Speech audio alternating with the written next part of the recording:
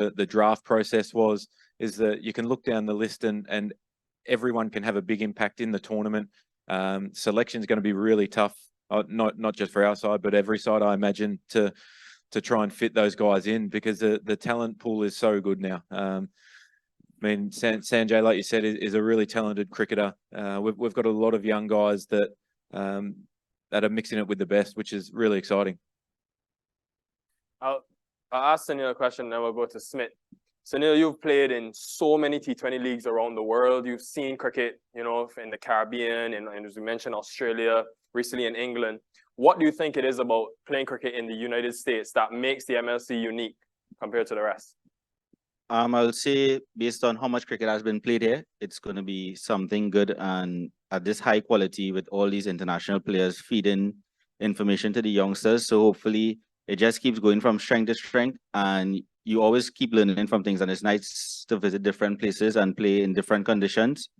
And you just have to go there and do your best and hopefully give a good showing for your tournament for the first time. Smith?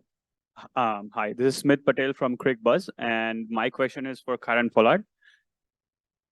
So MI has the knack of developing players from scratch, and you've played, I guess, a practice game yesterday. You've had a couple of net sessions with US-based players. So does MI have any sort of development initiatives in plan to actually bridge the gap between the US domestic players and the international players? Any year-round development programs? But if I give it out, all the other franchise would know what we are about to do in order to go forward, right? But no, overall, I think Mumbai has done it. We have done it in a way where we have a lot of scouts, going around, looking at the talents. Hence the reason we were able to, as I said, acquire most of the international players. Some we would have played with and against before.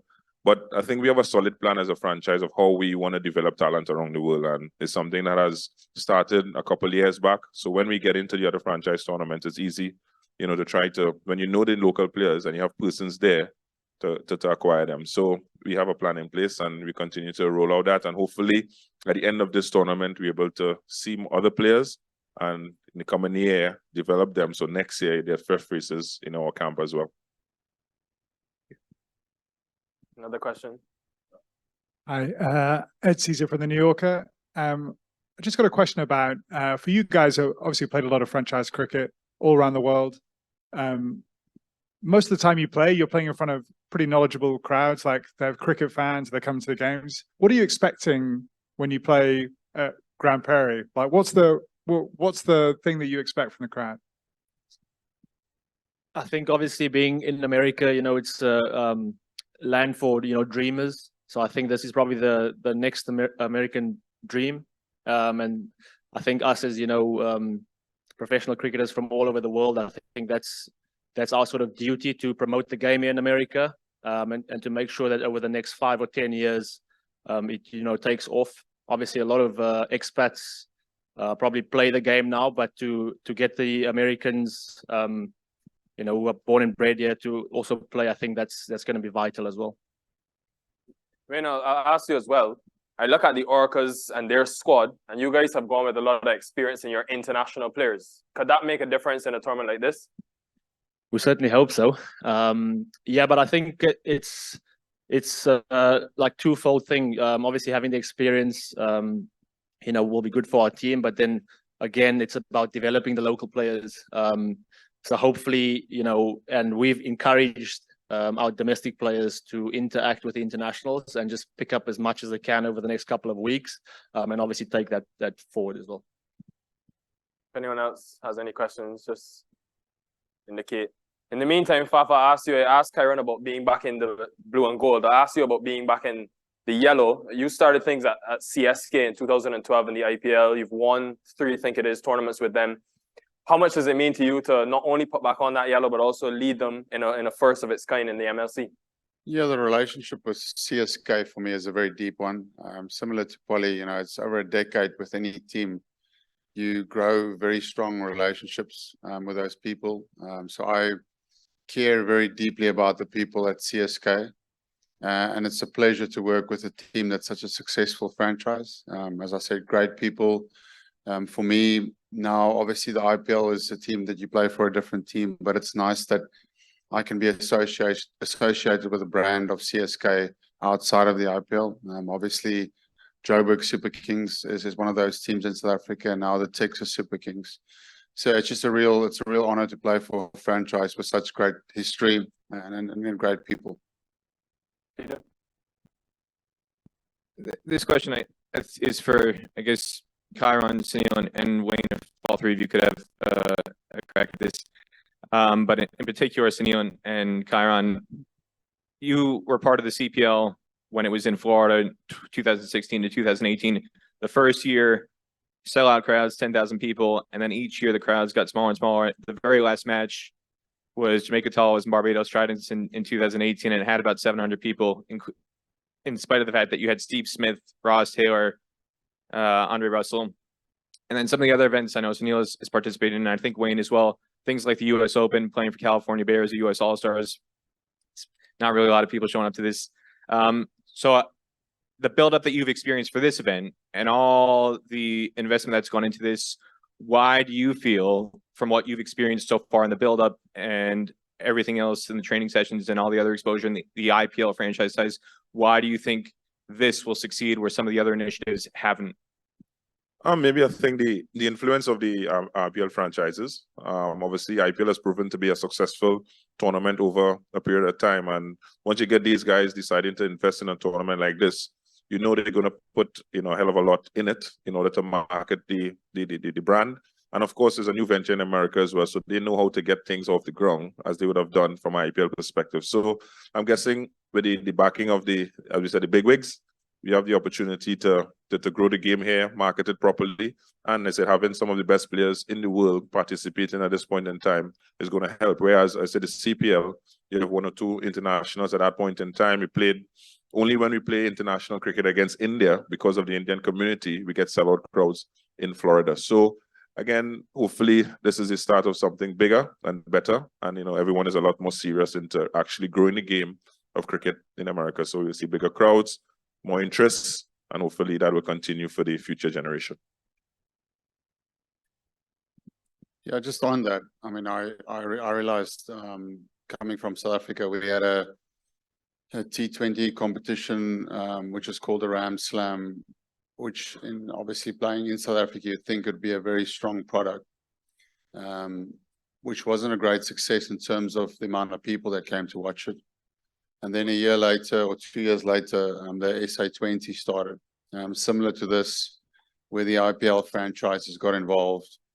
A top product in terms of your marketing, in terms of the people that you bring in, overseas players, coaches, commentators, everything was just a very high class product, and saw the difference in that in South Africa, where it was a sellout every game. So I think, as Polly is saying, it's just about the people that's driving the product, and these guys, and certainly in terms of the IPL experience, has that. They know how to make a brand and a product work. No disrespect to the CPL or anything like that. As I said, I speak on behalf of the South African tournament. It's just making sure you're always very intentional about making the product grow. And if you have the right people that's doing that, I think you'll make that happen. Smith? My question is for the co-founders. Exactly what he said. Is that fine? Sure. Can we borrow one of the mics, guys? Cheers. So what are the different sort of KPIs that you have identified for this season in terms of exposure, I don't know, sponsorships, ticket sales, or any other KPIs that you have identified for the season? And what are the benchmarks that go along with them? Yep. Subjective or objective, both. Look, for us, it's important that the product is good. It's important that the experience for fans is good. It's important that, like Faf said, it appears like we've left no expense to bring the best talent here, to make them play on a good surface, and then let the cricket take care of itself. It's the first year we're only playing a half season. There's been challenges. Obviously, it's a brand new venue. It's a brand new experience for us. Visas, players, electricity, lights, everything. But it's all coming together beautifully. And we believe it will be a wonderful experience for the fans. We believe the cricket will be great, and everything else will take care of itself. In terms of KPIs, if the cricket is good, if the players feel like they've done something worthwhile, if the players feel like the facilities, the surface, the way they take care of they are taken care of by the ownership groups, if they enjoy the experience and they come again, I think the fans will see that and the fans will enjoy it too. And that's really all we care about. We care about fans in the venue, watching the best players in the world, and then talking to their families and their sons and their daughters about it. Thanks. Thank you very much, Smith. And until we have someone else, I'll ask Moses, in terms of, you guys have played a practice match, you've had some training sessions in Houston. Is there anyone in your team that has sort of really caught your eye from a local domestic perspective that you think could play a big part?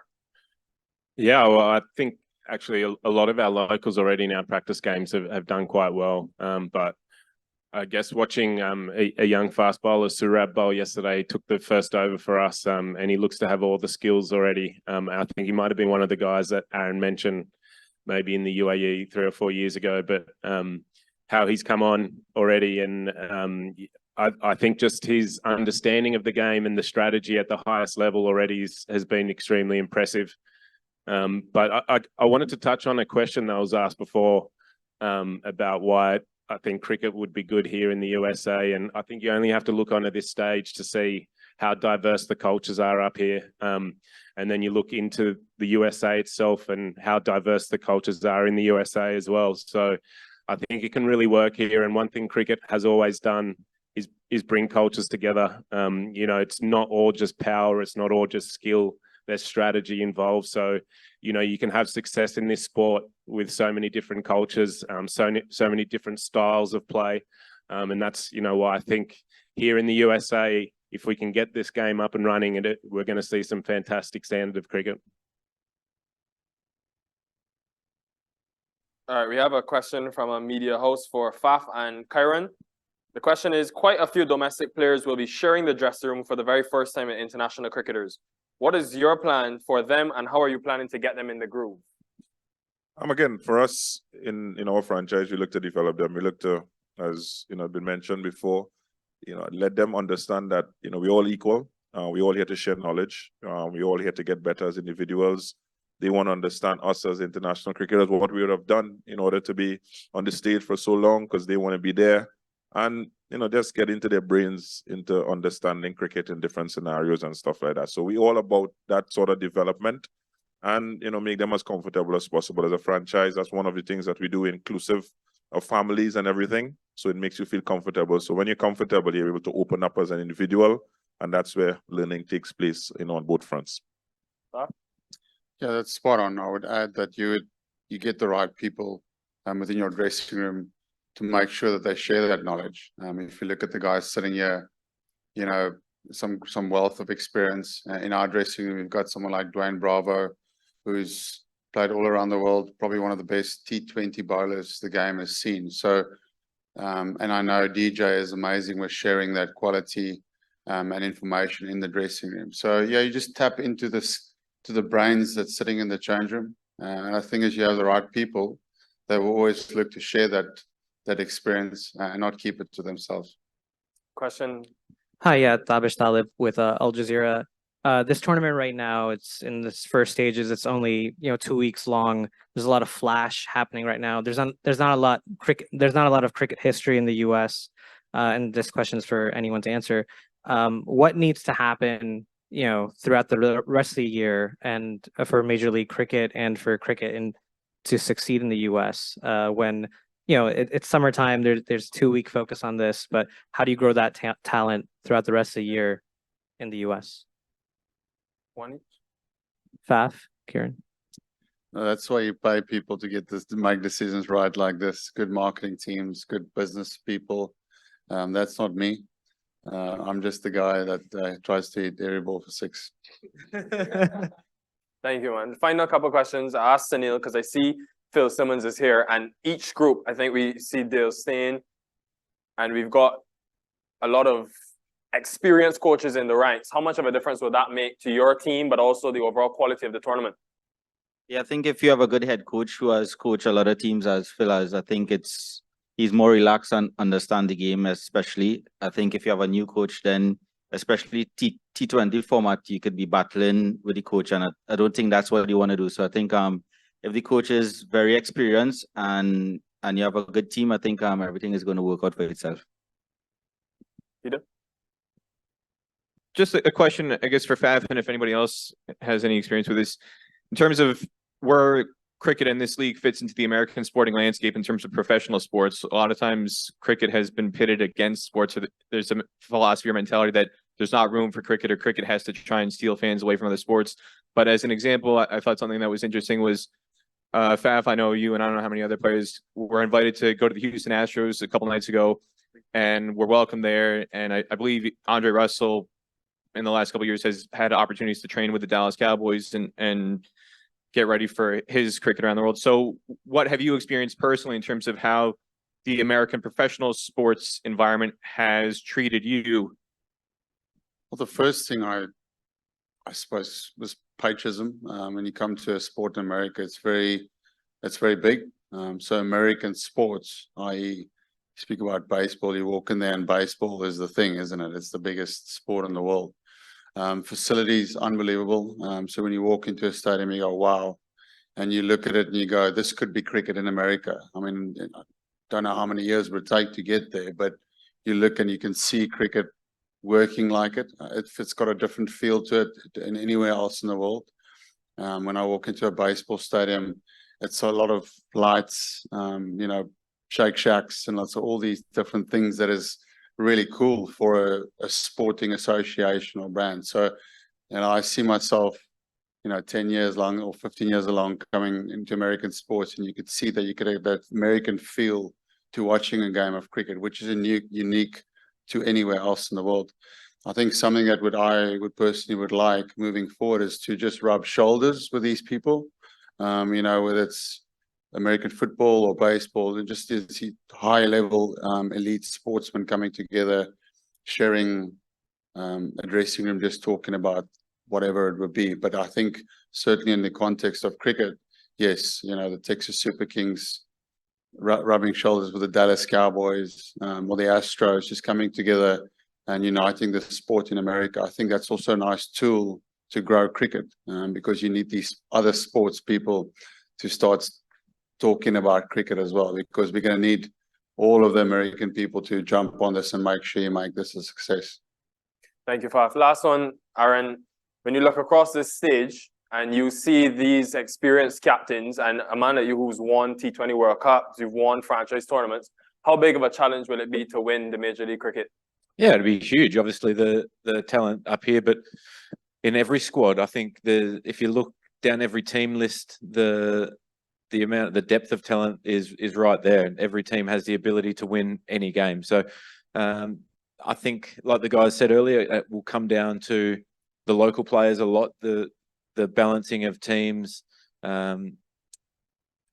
adjusting to conditions as quick as possible for some unknown locations that we're playing. So our guys, we haven't seen the stadium yet, and obviously in Morrisville as well. So the teams who adapt to that quicker, I think, will go a long way to winning it. But it's going to be incredibly tight. There'll be some close games.